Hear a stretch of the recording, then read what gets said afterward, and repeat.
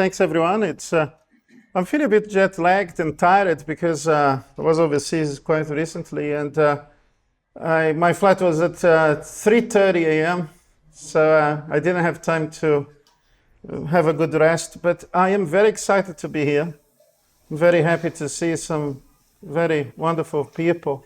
Some of you supporting my work on Facebook because I can see that some of these names sound very familiar to me. So I must thank you for your presence. Must thank you for Jill for organizing this important event.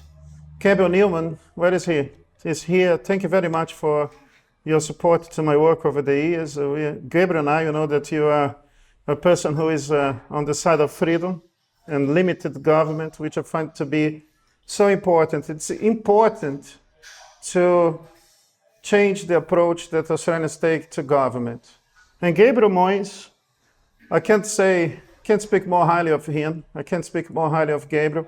I'm only living in Australia because of him. When I did my PhD at Monash, I thought that I had accomplished my mission. I wrote a PhD thesis on the rule of law, a subject that very few members of the legal profession in Australia know about. So there is something called the rule of law. We have to tell the judges here that there is such a thing as the rule of law. And Gabriel gave me a phone call. I didn't know Gabriel. Gabriel was not a friend of mine. He was the examiner of my PhD thesis, so I didn't know him. It was chosen by the university that he should be the one selected to do the examination of my thesis.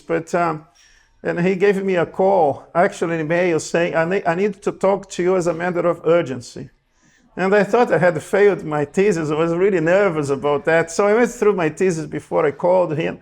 And he told me, I really like your work. Do you know the outcome of your thesis? I said, I have no idea. He said, you got it. It's a very good thesis. And I want you to work with me. And I was in Rio de Janeiro. And so he called me, and then we had a chat. And he said, I will send you by fax. I'll fax you. I'm getting old, really. I'll fax you the contract, and you have 24 hours to sign. Otherwise, I'll change my mind. And now he tells me that he wanted me so much that he put pressure. And I signed without thinking too much. I didn't have enough time to really consider. But he was an amazing dean of Murdoch University in its glorious days. Murdoch is now back to what it was before. But during his time, it was the best law school in Australia. And I'm now, together with him, attempting to open another law school called Sheridan, which is to be a conservative Christian law school in Western Australia. We have obtained approval from TAXA for 7 years, which is a maximum period. But the Legal Practice Board is retarding the process. So if you could please pray for us that we can have these people to finally do the right thing, because you're trying for more than 2 years to get this approval. And TAXA, which is the proper agency, acknowledged our work and told us that the project is outstanding. And perhaps that's the reason as to why we are taking so long to get this approval from the other body, because we are competing with these decadent institutions that are no longer in the business of providing proper legal education. And Gabriel and I, we write very similar. And that's why we decided to write this book. But I must say to you that the reason is that he is my mentor. And I have learned so much from him over the years, to the point that our worldview now it's quite similar. And we have been working together for such a long time, and I have learned so much from Gabriel. So that's why I decided that it would be good for us to write a book to explain what is taking place in Australia, especially over the last 4 years or so, where we have been placed under an experiment, a pharmaceutical treatment. We have been placed under lockdowns, and we have terrible human beings ruling over us. To the point, I must say, that I don't regard these people as part of an elite. Elite are people who are noble, intellectualized. These are imbeciles taking over. These are evil people who must be dealt accordingly. So my great dream in life is one day that these people can be charged for the crimes they have committed. I'm not going to be happy enough when we actually have the restoration of fundamental rights and freedoms. I think these people should be charged for crimes against humanity. And this book is just about the state of a nation. It's called The Unlucky Country so that it can sell more copies. But it also contains a message of hope and optimism. I feel very much in my heart that was called by God for a time such as this. I know that Samuel Johnson and the First Fleet stopped in Rio de Janeiro and they got a seed.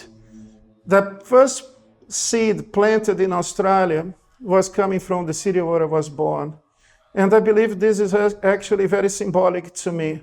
I didn't come to have just fun and pleasure. No, quite to the contrary, it is a mission field. It's for the fight that we have to have for our future generations to have the rights and freedoms restored, the rule of law, individual rights and freedoms. And we try to explain in the book the many attacks on these rights and the many attacks on us by these people.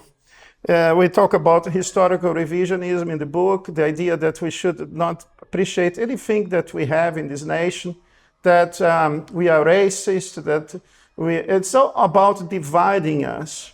So this whole thing about the voice is very cruel and very racist as well, because it's using the Aboriginal community to turn them against us and vice versa. It's the ancient Roman strategy that I explained together with Professor Boynes of divide and conquer.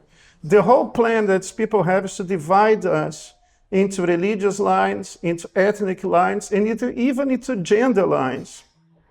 But of course, if people are so confused, it's impossible for them to actually understand what's taking place because they don't even know who they are anymore. Not even their gender identity is known by them these days. So you go to these institutions, they are brainwashing our kids.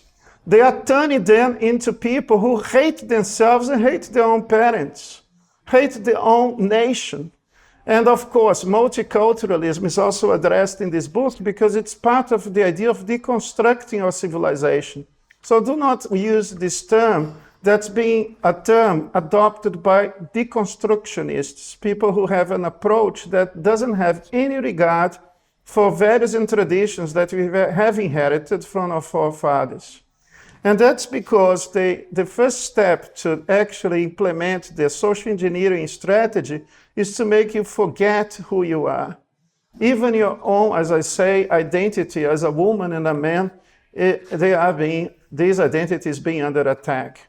So I have to expose, together with Professor Boynes, the plan of this parasitical, evil oligarchy who claims to be the elites. They are not. They are evil people. They don't deserve the name of elite. They are parasites. They are oligarchs that must be dealt accordingly.